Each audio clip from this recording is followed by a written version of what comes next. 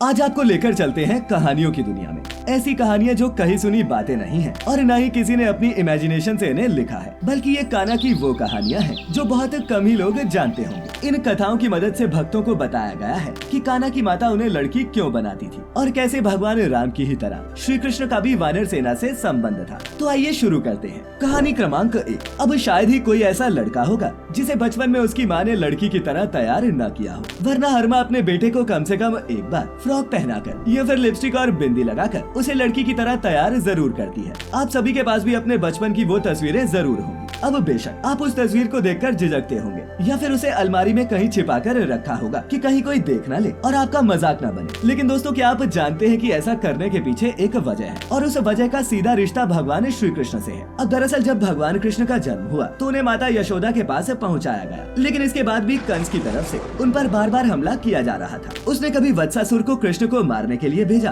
तो कभी बकासुर को, और इस तरह की सभी नकारात्मक शक्तियों से अपने कान्हा को बचाने के लिए ही माता यशोदा उन्हें एक लड़की का रूप देती ताकि वो राक्षस कन्हैया को लड़की समझकर उसे मारने की कोशिश न करे। अब मित्रों, कहा जाता है कि यही वजह है कि आज भी स्त्रियां अपने बच्चे को बुरी शक्तियों से बचाने के लिए बचपन में उसे लड़की की तरह सजाती और संवारती है ताकि उन पर कोई बुरा साया न मंडराए। अब जिस तरह काला टीका लगाकर बच्चे को बुरी नजर से बचाया जाता है, उसी तरह ऐसा करने से भी बच्चे को बुरी शक्तियाँ नुकसान नहीं पहुँचा पाती। कहानी नंबर 2। अच्छा, अब आपने ये तो सुना होगा कि भगवान कृष्ण बचपन में माखन चुराते थे जिसे वो अपने दोस्तों के साथ मिल बांट कर खाते, लेकिन कहते हैं कि दोस्तों में बांटने के अलावा वो बहुत सारा मक्खन बंदरों में भी बांटते थे। जानते हैं क्यों? तो मित्रों, अगर धर्म पुराणों की माने तो भगवान कृष्ण को ये बात बहुत अच्छे से याद थी कि जब उन्होंने श्री राम के रूप में जन्म लिया तो वानरों ने उनकी बहुत सहायता की। उन्हीं की मदद से वो माता सीता को ढूंढ पाए थे, इसीलिए वो उनके प्रति आभार और धन्यवाद प्रकट करने की भावना से ही वो माखन का एक बड़ा हिस्सा बंदरों में बांटते। कहानी नंबर 3। अब दोस्तों, आपने कालिया नाग की कहानी तो सुनी ही होगी, वही जिसे मारने के लिए श्री कृष्ण पानी की गहराई में उतर गए थे। लेकिन दोस्तों, आप ये नहीं जानते होंगे कि ऐसा उन्होंने एक बार नहीं बल्कि 2 बार किया था। दरअसल कन्हैया की शिक्षा दीक्षा उज्जैन में ऋषि संदीपनी के आश्रम में हुई। यहीं पर उनकी मुलाकात सुदामा से हुई। कथा के अनुसार जब कृष्ण की शिक्षा पूरी हो गई तो वो अपने गुरु संदीपनी के पास गए और बोले कि आप जो चाहते हैं वो मुझसे गुरु दक्षिणा के रूप में मांग लें। लेकिन ऋषि संदीपनी ने ऐसा करने से मना कर दिया। फिर जब कृष्ण ने उनसे बार बार गुरु दक्षिणा के लिए विनती की तो वो बोले, अगर तुम सच में मुझे कुछ देना चाहते हो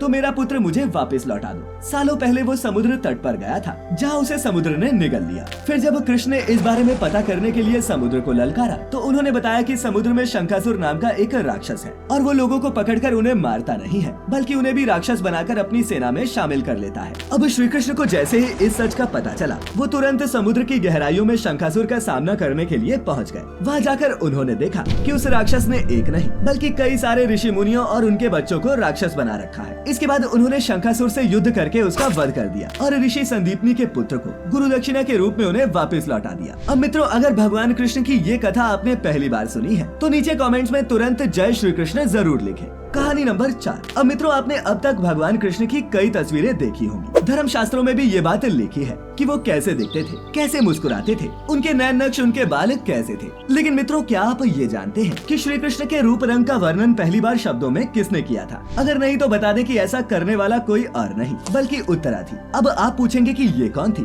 तो बता दें कि उत्तरा अर्जुन के पुत्र अभिमन्यु की पत्नी थी। और उत्तरा ने जो लिखा था कि कृष्ण कैसे दिखते हैं, उनकी नाक कैसी है, उनकी आंखें कैसी दिखती हैं, उसने उनके रंग रूप का वर्णन जिन शब्दों में किया उनके शब्दों के आधार पर ही कृष्ण की पहली तस्वीर बनाई गई थी और वो वज्र नाभि ने बनाई थी। अब आप पूछेंगे कि ये कौन थे, तो ये कोई और नहीं बल्कि भगवान कृष्ण के पड़पोते थे। यानी कि आज आप श्री कृष्ण की जितनी भी तस्वीरें देखते हैं या फिर उनके रंग रूप के बारे में जो कुछ भी पढ़ते हैं वो पहली बार उत्तरा ने ही शब्दों में सजाया था और उनकी तस्वीर को पहली बार वज्र नाभि ने उकेरा था और उन्हीं द्वारा उकेरी गई तस्वीर की फोटोकॉपीज को आज हम और आप देखते हैं। कहानी नंबर 5। अब दोस्तों, राधा कृष्ण की जोड़ी प्रेम की एक अलग ही एग्जाम्पल सेट करती है और आज के दौर के लोगों को प्रेम का असली मतलब समझाती है। वहीं उन दोनों के जीवन से जुड़ी कुछ कथाएं ऐसी भी हैं जिससे उनके भक्त अनजान हैं। अब क्या आप ये जानते हैं कि राधा रानी बचपन में अंधी थी? तो अब आप ये पूछेंगे कि फिर कैसे उन्हें अपनी आंखों की रोशनी वापस मिली और वो इस तरह से पैदा क्यों हुई? तो दरअसल ऐसा कहा जाता है कि एक बार राधा रानी के पिता वृषभानु जी एक सरोवर के पास भ्रमण कर रहे थे कि तभी उनकी नजर सरोवर के खूबसूरत से कमल के फूल पर लेटी हुई एक सुंदर सी बच्ची पर गई। उस बच्ची को देखते ही वृषभानु मंत्रमुग्ध हो गए और फिर वो उसको सीधा लेकर अपने घर आ गए। इसके बाद वो खुशी के मारे अपनी पत्नी के सामने गए और उस बच्ची के आने की खुशखबरी दी, जिसके बाद दोनों की ही प्रसन्नता का कोई ठिकाना नहीं था। तभी दोनों ने एक बात गौर की कि वो बच्ची अपनी आंखें नहीं खोल रही। उन दोनों ने बहुत कोशिश की कि वो बच्ची आंखें खोल ले, लेकिन उनके सभी प्रयास असफल रहे। इसके बाद दोनों ने मान लिया था कि सरोवर में उन्हें मिली वो बच्ची अंधी है।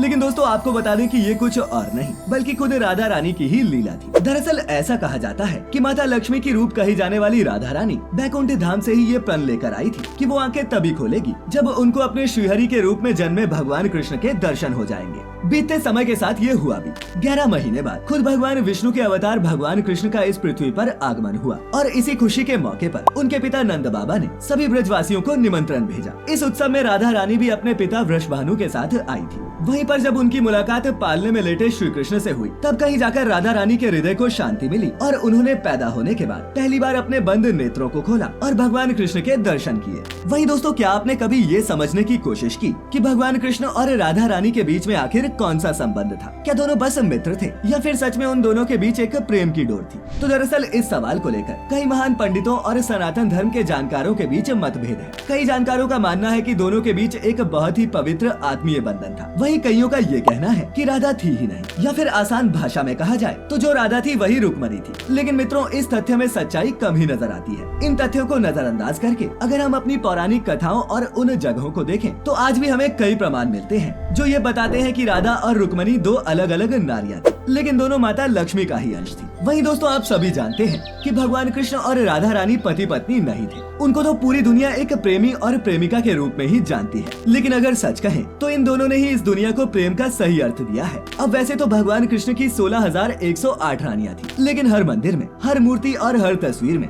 यहाँ तक कि भगवान कृष्ण के नाम के साथ भी उनकी पत्नियों का नहीं बल्कि राधा रानी का नाम आता है। आसान भाषा में कहें तो 16,108 रानियों पर मात्र एक राधा रानी का प्रेम ही भारी पड़ जाता है। अब दरअसल भगवान कृष्ण और राधा रानी ने अपने प्रेम के जरिए सबको यही बताया कि वो दोनों अलग नहीं हैं। अगर कृष्ण शरीर है तो राधा रानी आत्मा है। इसके अलावा एक कथा की माने तो एक बार भगवान कृष्ण के मथुरा जाने से पहले राधा रानी ने उनसे पूछा कि वो उनसे विवाह क्यों नहीं कर सकते। तो इस पर कृष्ण ने उत्तर दिया था कि क्या कोई अपनी आत्मा से भी विवाह कर सकता है क्या? अब मित्रों भगवान कृष्ण के इस जवाब से स्पष्ट है कि वो राधा रानी से इतना प्रेम करते थे कि उनके लिए राधा उनका हृदय और आत्मा बन गई थी जो हमेशा उनके साथ रहती। इसके साथ ही श्री कृष्ण हमें बताते हैं कि प्रेम किसी से भी हो सकता है और ये एक ऐसा एहसास है जिसके बीच आयु का बंधन कभी नहीं होता। राधा रानी कृष्ण से आयु में बड़ी थी, फिर भी कान्हा राधा से बहुत स्नेह करते थे। उन दोनों के लिए आयु कोई मायने ही नहीं रखती थी। इसी तरह कई विद्वानों के मुताबिक राधा रानी तो दूध की तरह गोरी और सुंदर थी, लेकिन वहीं कान्हा का रंग सांवला था। फिर भी दोनों एक दूसरे को भा गए, जिसका मतलब साफ है कि प्रेम हृदय से होता है,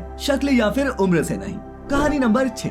अब मित्रों एक बार भगवान कृष्ण के जन्मदिन पर उत्सव मनाने की बड़ी तैयारियां की गई। नाच गाने से लेकर पकवान तक बहुत लोग इकट्ठा हो गए और भीड़ बढ़ती जा रही थी। लेकिन उस समय भगवान कृष्ण अपने घर पर ही रहे। शायद वो उत्सव में शामिल नहीं होना चाहते थे। अब वैसे तो कृष्ण हर तरह के उत्सव के लिए तैयार रहते, लेकिन आज उनका मन ही नहीं था और ऐसा लग रहा था कि मानो कृष्ण वहाँ है ही नहीं। तभी रुक्मणी श्री कृष्ण के पास आकर उनकी उदासी और उत्सव में शामिल न होने का कारण पूछने लगी। वो बोली, स्वामी आपको क्या हो गया है? आपको क्या बातें सता रही है और आप उत्सव में शामिल क्यों नहीं हो रहे? भगवान ने उत्तर दिया कि उन्हें सिर में बहुत तेज दर्द हो रहा है। अब उनको सही में सिर दर्द था या फिर नहीं, ये किसी को भी समझ नहीं आ रहा था, या फिर वो नाटक कर रहे थे क्योंकि इसमें वो बहुत माहिर थे। वहीं अचानक से कृष्ण फिर बोले, जो कोई मुझे वाकई में प्यार करता हो वो अपने पैरों की धूल लाकर मेरे सिर पर मल दे तो शायद मैं ठीक हो जाऊं। तब रुक्मणी ने कहा, नहीं, हमें तुरंत वैद्य को बुलाना चाहिए। अब इसके बाद वैद्य जी आए और उन्होंने भगवान कृष्ण को हर तरह की दवाइयाँ दी, लेकिन उन्हें आराम नहीं मिला। भगवान कृष्ण भी बोले कि इन सभी दवाइयों का मुझ पर कोई असर नहीं होगा। तब तक वहाँ बहुत सारे लोग इकट्ठा हो गए और सभी को कृष्ण की चिंता सता रही थी। इतने में नारद जी भी वहाँ आ गए और सभी ने एक साथ मिलकर भगवान कृष्ण से पूछा, हे भगवान, आपको आराम कैसे मिलेगा? कृपया हमें इसका उपचार बताएं। भगवान कृष्ण ने उत्तर दिया कि जो कोई मुझे वाकई में प्यार करता हो वो अपने पैरों की धूल अगर मेरे सिर पर मल दे तो मैं तुरंत ठीक हो जाऊंगा। तब सत्यभामा बोली, ये क्या बात हुई?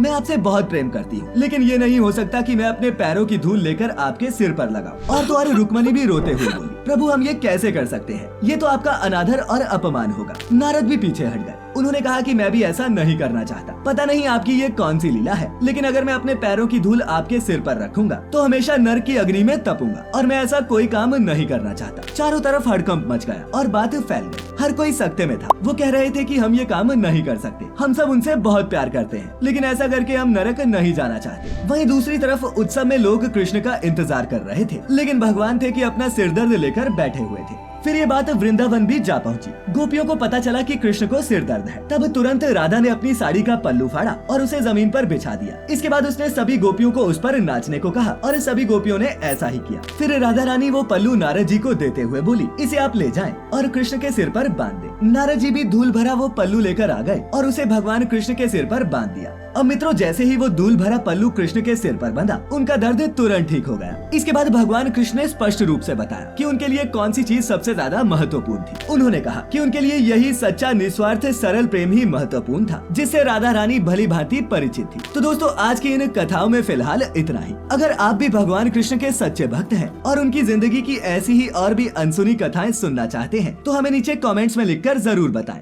तब तक हमारी इस वीडियो को लाइक और शेयर करें और ऐसी सभी वीडियोस के लिए चैनल को सब्सक्राइब करना न भूलें। तो जल्द ही फिर मिलेंगे, तब तक के लिए आपका बहुत बहुत शुक्रिया।